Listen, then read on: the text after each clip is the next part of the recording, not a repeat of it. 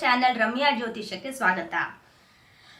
ಶನಿದೇವರು ಕೊಡುವಂತಹ ಕರ್ಮದ ಫಲಗಳನ್ನ ನಮಗೆ ತಲುಪಿಸುವಂತಹ ಗ್ರಹಗಳೇ ಈ ಛಾಯಾಗ್ರಹಗಳು ರಾಹು ಮತ್ತು ಕೇತು. ಶನಿದೇವರು ಕರ್ಮಕಾರಕ ಹಾಗೂ ಕರ್ಮ ಫಲದಾತರಾದ್ರೆ ರಾಹು ಕೇತು ಗ್ರಹಗಳು ಈ ಕರ್ಮದ ಫಲವನ್ನ ನಮಗೆ ತಲುಪಿಸ್ತಾರೆ. ಸೊ ಈ ರಾಹು ಗ್ರಹದ ಒಂದು ಸಂಚಾರ ಮೇ 30ನೇ ತಾರೀಕು ಅಂದ್ರೆ ಇಂದು ಬೆಳಗಿನ ಜಾವ 1 ಬದಲಾವಣೆ ಆಗಿದೆ. ರಾಹು ಕೇತುವಿನ ಒಂದು ಲೆಕ್ಕಾಚಾರದಲ್ಲಿ 2 ವಿಧ ಇದೆ. ನಾನು ನನ್ನ ಹಿಂದಿನ ವಿಡಿಯೋದಲ್ಲಿ ಹೇಳಿದ ಹಾಗೆ ಮೀನ್ ನೋಡ್ ಮತ್ತೆ ಟ್ರೂ ನೋಡ್ ಅಂತ ನಾವು ಹೇಳ್ತೀವಿ. ಲಘು ಹಾಗೂ ನಿಜವಾದ ರಾಹು ಕೇತುವನ್ನ ಪರಿಗಣಿಸುವಂತಹ ವಿಧಾನ. ಅದರಲ್ಲಿ ನಿಜವಾದ ರಾಹು ಕೇತುವಿನ ಒಂದು ಪರಿಗಣನೆ ಏನಿದೆ ಅದು ಬಹಳಷ್ಟು ಸಂದರ್ಭದಲ್ಲಿ ಸೂಕ್ತ ಅಂತ ಅದು ಪರಿಗಣಿಸಲಾಗಿದೆ. ಹಾಗಾಗಿ ನಾನು ಟ್ರೂ ನೋಡ್ ರಾಹು ಕೇತುವನ್ನ ಕನ್ಸಿಡರ್ ಮಾಡಿ ಈ ವಿಡಿಯೋ ಮಾಡ್ತಾ ಇದ್ದೀನಿ. ಸೊ ಈ ವಿಡಿಯೋದಲ್ಲಿ ನಾನು ರಾಹು ಕೇತುವಿನ ಒಂದು ಸಂಚಾರ ಬದಲಾವಣೆ ಅಂದ್ರೆ ರಾಹು ಗ್ರಹವು ಮೀನ ರಾಶಿಯನ್ನ ತ್ಯಜಿಸಿ ಕುಂಭ ರಾಶಿಗೆ ಪ್ರವೇಶ ಮಾಡಿದೆ ಹಾಗೂ ಕೇತು ಗ್ರಹವು ಕನ್ಯಾ ರಾಶಿಯನ್ನು ತ್ಯಜಿಸಿ ಸಿಂಹ ರಾಶಿಗೆ ಪ್ರವೇಶ ಮಾಡಿದೆ. ಸೊ ಈ ರಾಹುವಿನ ಸಂಚಾರ ಕುಂಭ ರಾಶಿಯಲ್ಲಿ ಹಾಗೂ ಕೇತುವಿನ ಸಂಚಾರ ಸಿಂಹ ರಾಶಿಯಲ್ಲಿ ಮೇದಿನಿ ಜ್ಯೋತಿಷ್ಯದ ಪ್ರಕಾರ ಇಡೀ ಪ್ರಪಂಚದ ಮೇಲೆ ಯಾವ ತರಹದ ಪರಿಣಾಮಗಳಾಗತ್ತೆ, ಯಾವ ತರಹದ ಘಟನೆಗಳನ್ನ ಅಥವಾ ಯಾವ ತರಹದ ಸಂದರ್ಭಗಳನ್ನ ಸನ್ನಿವೇಶಗಳನ್ನ ನಾವು ಎದುರುಗೊಳ್ಳಬಹುದು ಅನ್ನೋದನ್ನ ನಾನು ಈ ವಿಡಿಯೋದಲ್ಲಿ ಹೇಳಲಿಕ್ಕೆ ಇಷ್ಟಪಡ್ತೇನೆ. ನನ್ನ ಚಾನೆಲ್ ರಮ್ಯಾ ಜ್ಯೋತಿಷನ್ನ ನೀವು ಇನ್ನೂ ಸಬ್ಸ್ಕ್ರೈಬ್ ಮಾಡಿಲ್ಲ ಅಂತ ಹೇಳಿದ್ರೆ ಖಂಡಿತ ಸಬ್ಸ್ಕ್ರೈಬ್ ಮಾಡಿ ಹಾಗೂ ನನ್ನ ವಿಡಿಯೋಸ್ ನಿಮ್ಗೆ ಇಷ್ಟ ಆಗಿದ್ದಲ್ಲಿ ದಯವಿಟ್ಟು ಲೈಕ್ ಮಾಡಿ, ಶೇರ್ ಮಾಡಿ ಹಾಗೂ ನಿಮ್ಮ ಬಂಧು ಬಳಗದವರಿಗೂ ಸಹ ತಲುಪಿಸಿ. ರಾಹು ಕೇತು ಅನ್ನೋ ಒಂದು ಛಾಯಾಗ್ರಹಗಳು ಹೇಗೆ ಅವರು ಈ ಒಂದು ನವಗ್ರಹಗಳ ಸ್ಥಿತಿಗೆ ಬಂದ್ರು ಅಂದ್ರೆ ರಾಕ್ಷಸನಾಗಿದ್ದಂತಹ ಸ್ವರ್ಭ ಅನ್ನೋ ಹೇಗೆ ರಾಹು ಕೇತು ಆದ, ಇದ್ರ ಬಗ್ಗೆ ಒಂದು ಸಣ್ಣ ವಿಡಿಯೋನ ನಾನು ನನ್ನ ಯೂಟ್ಯೂಬ್ ಚಾನೆಲ್ ನಲ್ಲಿ ಮಾಡಿದ್ದೀನಿ. ಅದು ಆಂಗ್ಲ ಭಾಷೆಯಲ್ಲಿದೆ, ನೀವು ಕ್ಯಾಪ್ಷನ್ ಆನ್ ಮಾಡಿ ನೋಡಬಹುದು. ಈ ಮೇ 30ನೇ ತಾರೀಕು ಅಂದ್ರೆ ಇಂದು ಬೆಳಗ್ಗೆ ರಾಹು ಕೇತು ತಮ್ಮ ಸಂಚಾರವನ್ನ ಕುಂಭರಾಶಿ ಹಾಗೂ ಸಿಂಹರಾಶಿಯಲ್ಲಿ ಪ್ರಾರಂಭಿಸಿದ್ದಾರೆ.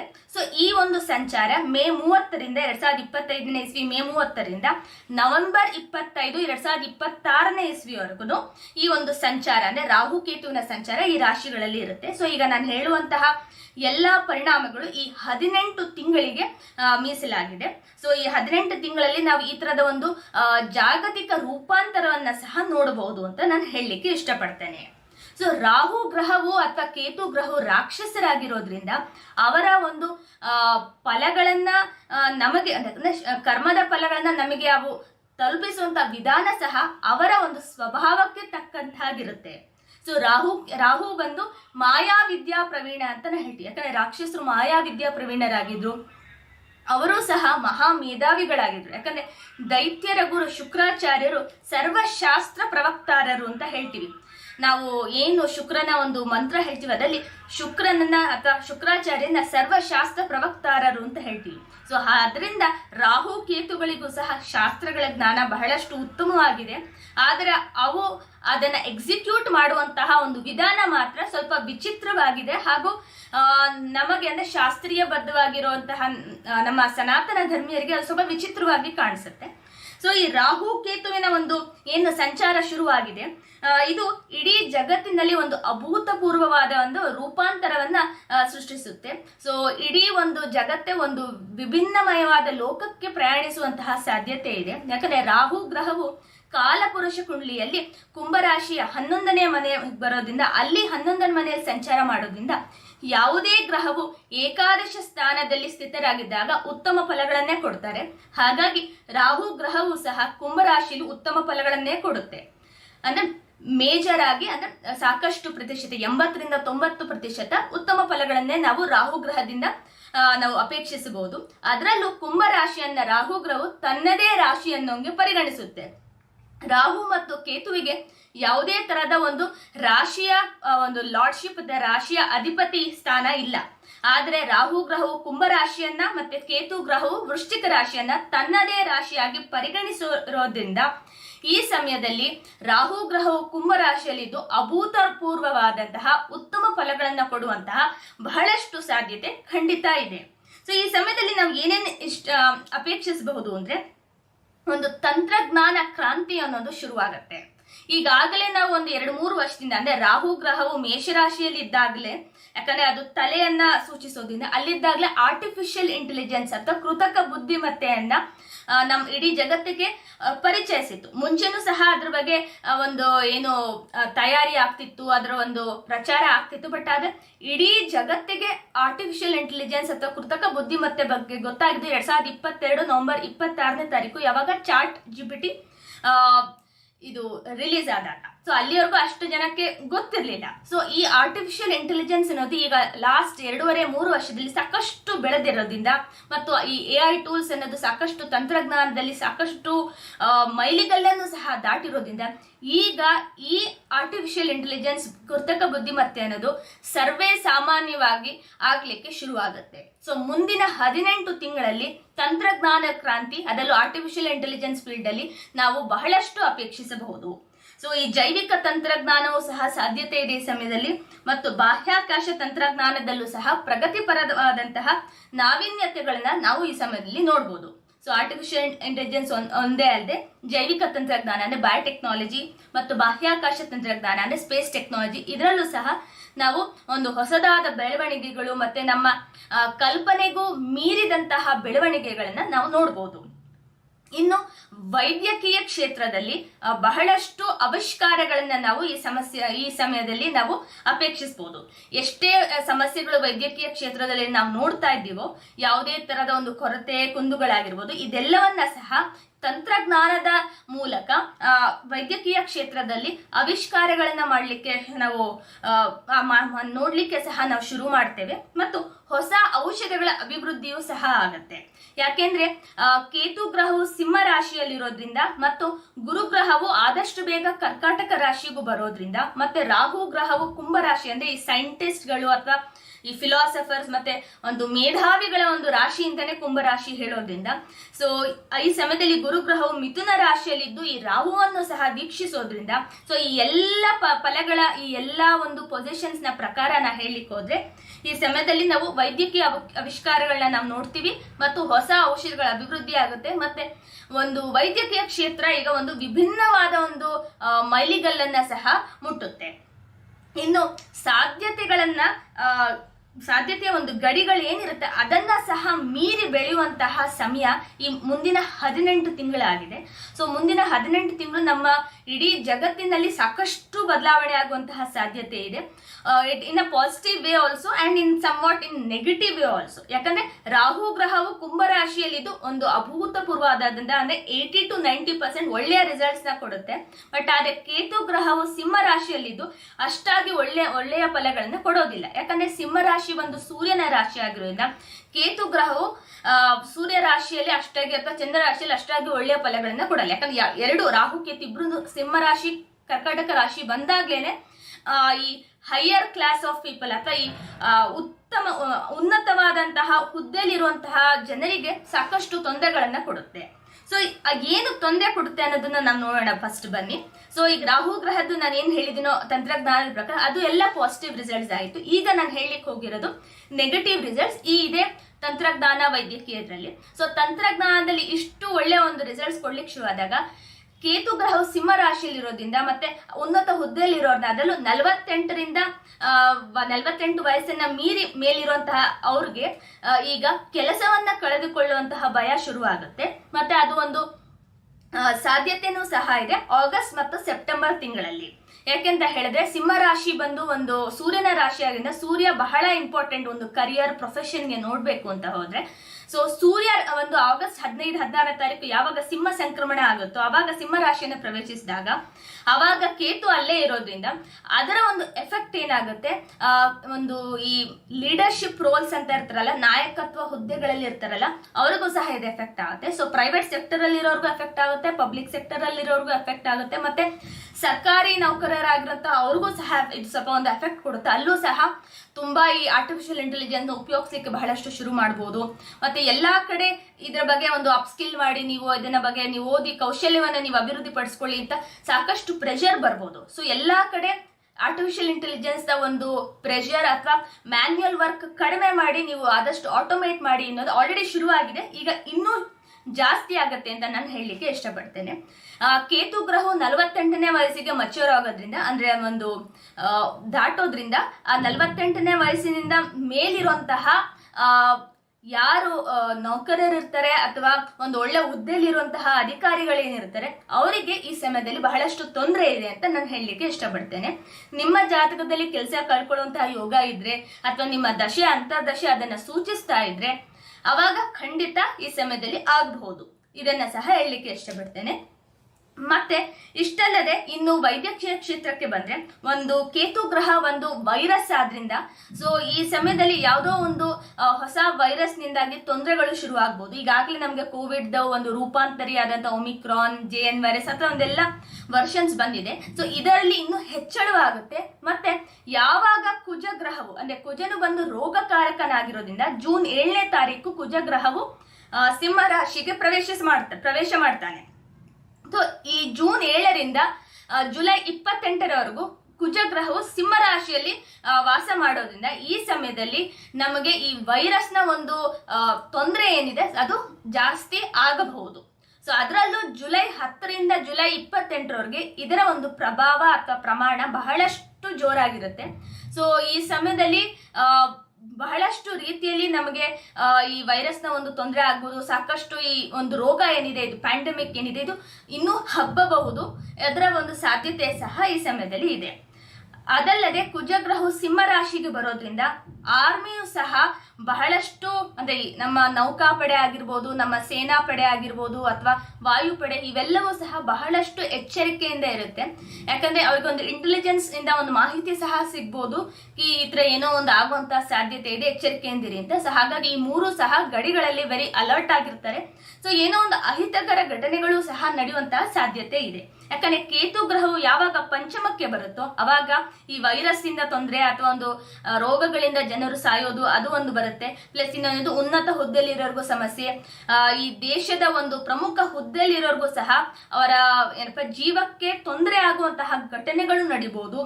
ಅಥವಾ ಅವರೇ ಸ್ವಯಂ ಇಚ್ಛೆಯಿಂದ ಅವರ ಜಾಗದಿಂದ ಕೆಳಗೆ ಇಳಿಲೂಬಹುದು, ಅದು ಸಹ ಸಾಧ್ಯತೆ ಇದೆ. ಅಂದ್ರೆ ಏನೋ ಒಂದು ಪೊಲಿಟಿಕಲ್ ಸಿಸ್ಟಮ್ ಅಲ್ಲಿ, ರಾಜಕೀಯದಲ್ಲಿ ಚೇಂಜಸ್ ಆಗುತ್ತೆ ಅಂತ ಸಹ ನಾವು ಈ ಸಮಯದಲ್ಲಿ ನೋಡಬಹುದು.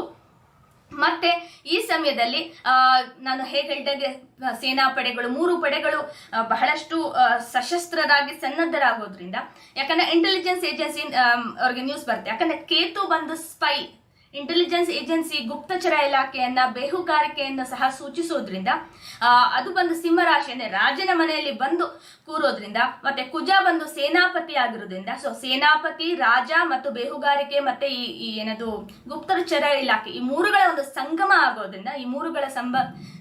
ಆಗೋದ್ರಿಂದ ಈ ಸಮಯದಲ್ಲಿ ಬಹಳಷ್ಟು ಎಚ್ಚರಿಕೆಯಿಂದ ನಾವಿರ್ಬೇಕು. ಅದರಲ್ಲೂ ಉತ್ತರ ದಿಕ್ಕಿಗೆ ಮತ್ತು ಪೂರ್ವ ದಿಕ್ಕಿಗೆ, ಯಾಕಂದ್ರೆ ಸಿಂಹರಾಶಿ ಪೂರ್ವ ದಿಕ್ಕನ್ನು ಸೂಚಿಸೋದ್ರಿಂದ ಈ ಉತ್ತರದಿಂದ ಪೂರ್ವದವರೆಗೂ ಬಹಳಷ್ಟು ಎಚ್ಚರಿಕೆಯಿಂದಿರಬೇಕು. ಯಾಕಂದ್ರೆ ಈ ಸಮಯದಲ್ಲಿ ಏನೋ ಒಂದು ಅಹಿತಕರ ಘಟನೆ ನಡೆಯುವಂತಹ ಸಾಧ್ಯತೆ ಇದೆ.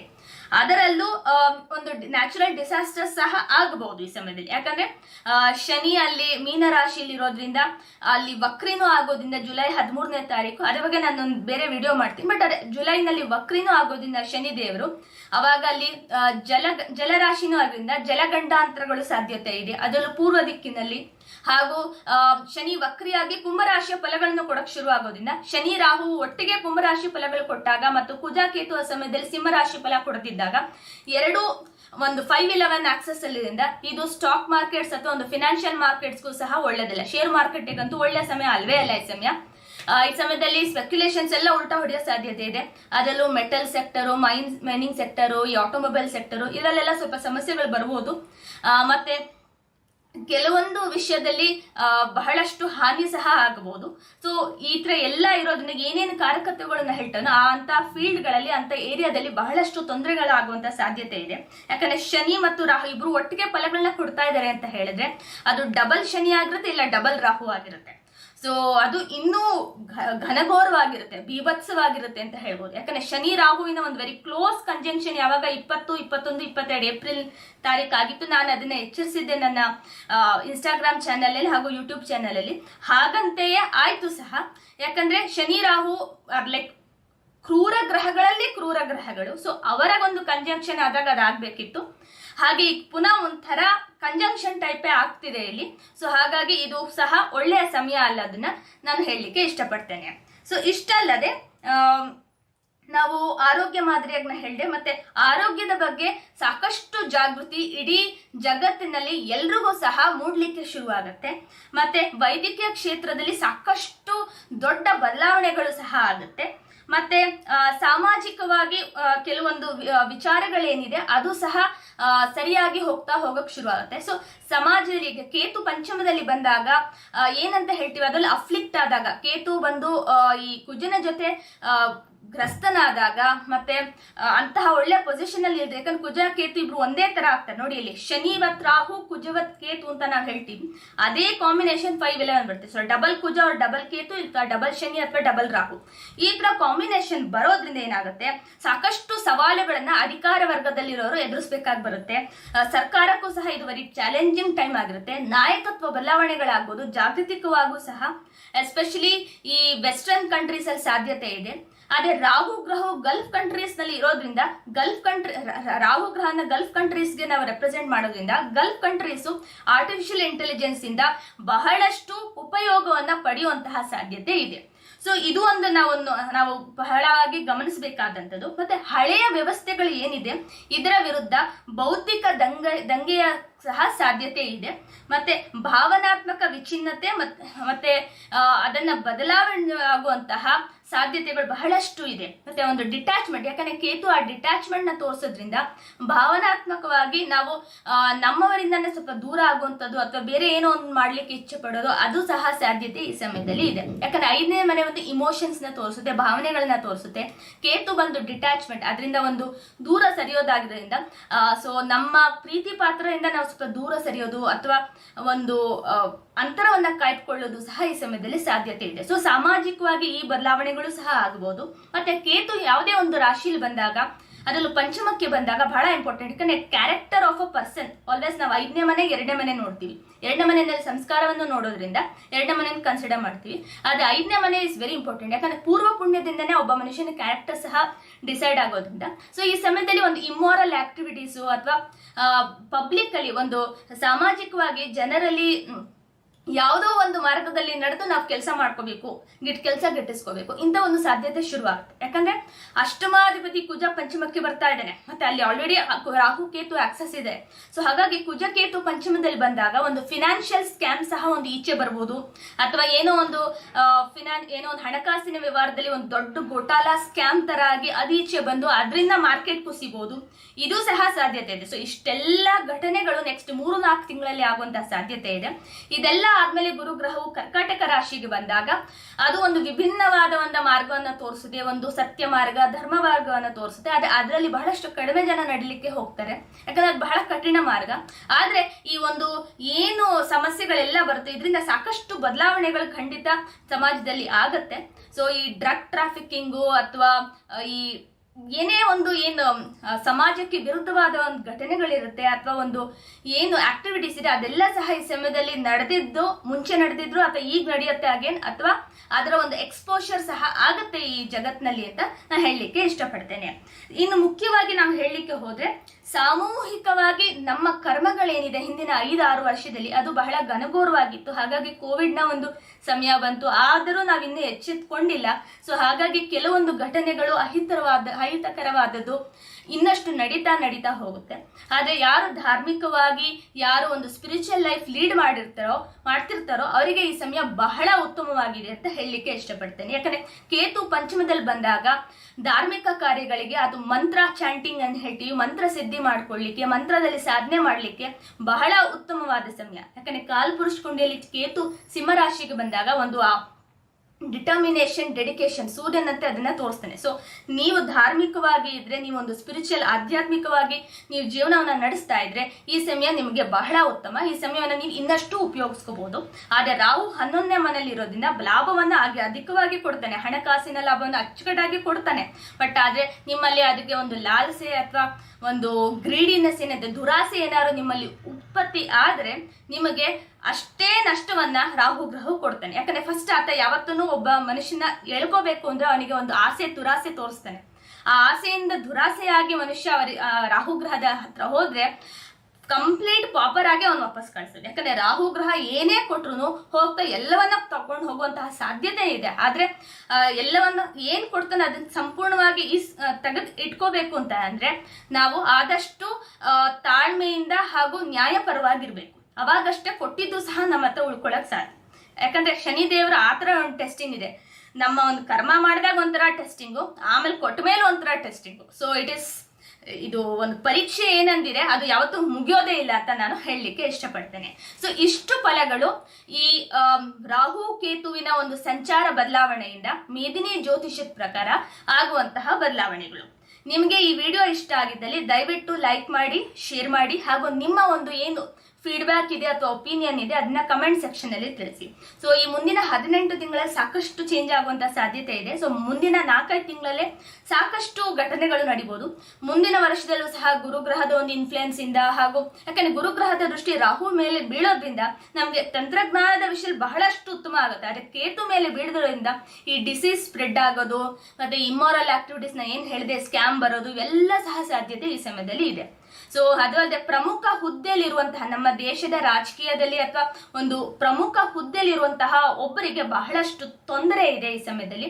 ಅವರು ಸ್ವಯಂ ಇಚ್ಛೆಯಿಂದ ನಿವೃತ್ತಿ ತಗೋಬಹುದು, ಇಲ್ಲ ಅವರ ಜೀವಕ್ಕೆ ಹಾನಿಯಾಗುವಂತಹ ಘಟನೆ ಈ ಸಮಯದಲ್ಲಿ ನಡೀಬಹುದು. ಸೊ ಇಷ್ಟು ನನ್ನ ಪ್ರೆಡಿಕ್ಷನ್ಸ್ ಆಗಿತ್ತು ರಾಹುಕೇತುವಿನ ಮೇದಿನಿ ಜ್ಯೋತಿಷದ ಪ್ರಕಾರ ರಾಹುಕೇತುವಿನ ಸಂಚಾರದ ಬಗ್ಗೆ. ಸೊ ಮುಂದಿನ ವಿಡಿಯೋದಲ್ಲಿ ನಾನು 12 ರಾಶಿಗಳಿಗೆ ಹೇಗಿರುತ್ತೆ ಫಲಗಳು ಅಂತ ನಾನು ತಿಳಿಸ್ಕೊಡ್ತೇನೆ. ಅಲ್ಲಿವರೆಗೂ ನಮಸ್ಕಾರ.